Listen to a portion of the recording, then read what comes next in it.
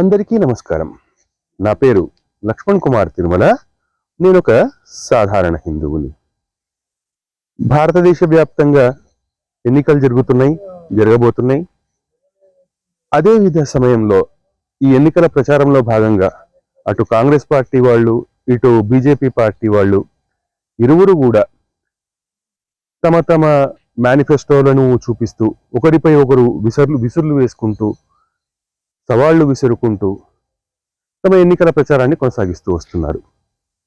అయితే ఈ గత కొద్ది రోజుల ముందు కాంగ్రెస్ పార్టీకి చెందిన రాహుల్ గాంధీ గారు ఏం చేశారు అంటే, తన బహిరంగ సభలో ఓ మాట అన్నారు.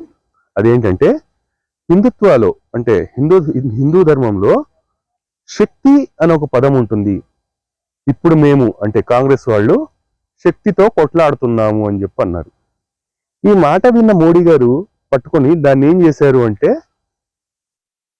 మేము హిందువులము, మేము శక్తితో కొట్లాడము, మేము శక్తిని ఉపాసన చేస్తాము, మేము శక్తిని పూజిస్తామే తప్ప శక్తిని నాశనం చేయడానికో లేకపోతే శక్తితో కొట్లాడడానికో మేము లేము అని చెప్పి అన్నారు.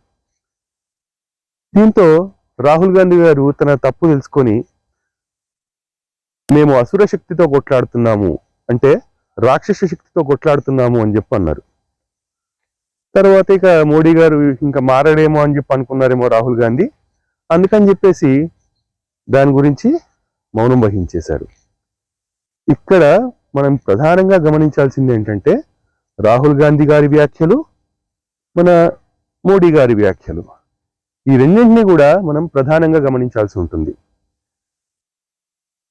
మొదటగా మోడీ గారి వ్యాఖ్యల్ని తీసుకున్నట్టయితే, మోడీ గారు ఏమన్నారు? మేము శక్తిని పూజిస్తాము, శక్తిని ఆరాధిస్తాము, శక్తిని ఉపాసన చేస్తామే తప్ప శక్తితో మేము కొట్లాడము అని చెప్పి అన్నారు. ఆ మాట ఎందుకు అన్నారండి అని ఒకసారి ఆలోచించామనుకోండి. హిందువులు శక్తి పూజ చేస్తారు, శక్తిని ఉపాసన చేస్తారు. ఉన్న శక్తి ఒకటే. ఆ శక్తి వివిధ రూపాల్లో మనకు సాక్షాత్కరిస్తుంది లేదా గోచరమవుతుంది అని చెప్పి మనం భావిస్తూ ఉంటాం. ఉదాహరణకు, శక్తి ఉన్నది ఒకటే, అది వివిధ రూపాల్లో గోచరిస్తోంది మనకు. పాంచభౌతిక శక్తి అనండి, లేదా అభౌతిక శక్తి అనండి, అలౌకిక శక్తి అనండి, దైవిక శక్తి అనండి, అసుర శక్తి అనండి, వాయుశక్తి, ఇట్లా శక్తికి ముందు మీరు ఏ పేరైనా పెట్టండి, వివిధ రూపాల్లో మనకు శక్తి మనకు గోచరిస్తోంది మనకు అని మనకు తెలుస్తూ ఉంటుంది.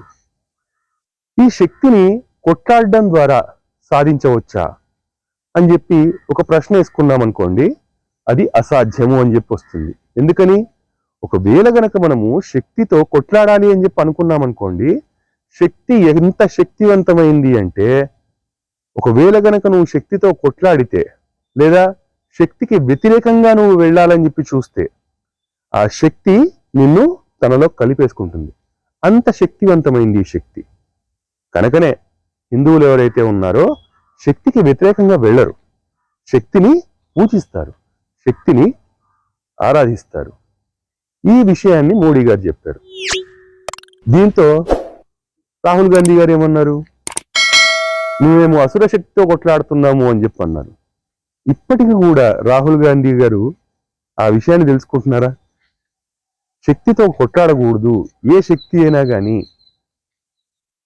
శక్తికి ముందు ఒక పదం ఇంకో పదాన్ని చేరిస్తేనే అది ఏ శక్తి అనేది తెలుస్తుంది. అది అసుర శక్తి కావచ్చు, విద్యుత్ శక్తి కావచ్చు, ఇంకే శక్తి అన్న కావచ్చు. శక్తికి వ్యతిరేకంగా వెళ్తే అది తనను అంతం చేస్తుంది అన్న విషయము రాహుల్ గాంధీ గారు తెలుసుకుంటున్నారా? లేదు. ఇప్పటికి కూడా అదే మాట అంటున్నాడు. ఏమని? మేము అసుర శక్తితో కొట్లాడుతున్నాము అని చెప్పి అంటున్నాడు.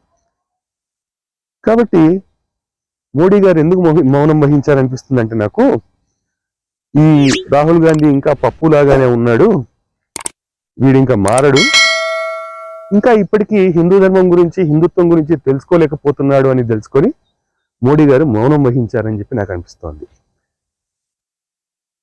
ఇది మోడీ గారు మౌనం వహించడానికి ఇదే కారణము అని చెప్పి నేను చెప్పట్లేదు. ఇది కూడా కారణం అయ్యిండొచ్చు అని చెప్పి నేను చెప్తూ వస్తున్నాను అన్నమాట. మనము శక్తికి వ్యతిరేకంగా వెళ్తే ఆ శక్తి మనల్ని అంతం చేస్తుంది అని చెప్పి అన్నాం కదా. దానికి ఉదాహరణ కావాలంటే మన ఇంట్లో విద్యుత్ శక్తి ఉంటుంది. అది ఎక్కడో ట్రాన్స్ఫారం నుంచి వస్తూ మన ఇంటికి వచ్చి వివిధ రూపాల్లో మనకు గోచరం అవుతూ ఉంటుంది. స్విచ్ వేయగానే ఫ్యాన్ వస్తుంది, స్విచ్ వేయగానే బల్బ్ వెలుగుతుంది. ఇట్లా వివిధ రూపాల్లో మనకు విద్యుత్ శక్తి మన ఇంట్లో కూడా ఉన్నట్టు మనకు సాక్షాత్కారం అవుతుంది. అదే విద్యుత్ శక్తికి వ్యతిరేకంగా మీరు వెళ్ళినట్టయితే, మీరు ఆ కరెంటు తీగల్ని పట్టుకోవడము అట్లాంటిది ఏమైనా చేసినట్టయితే షాక్ కొట్టి మన పతనానికి కారణమవుతుంది. కాబట్టి శక్తి, హిందువులు ఏదైతే భావిస్తున్నారో శక్తి గురించి, శక్తి వివిధ రూపాల్లో గోచరం అవుతుందని, ఆ శక్తికి వ్యతిరేకంగా వెళ్ళినట్టయితే అలా వెళ్ళిన వారిని తనలో ఐక్యం చేసేసుకుంటుందని చెప్పి మనకు తెలుస్తూ వస్తోంది. ఇది మిత్రులారా, మరొక వీడియోతో మరొక అంశంతో మీ ముందుకు వచ్చే ప్రయత్నం చేస్తాను. అప్పటి వరకు ఉంటాను. జై శ్రీరామ్. భారత్ మాతాకి జై.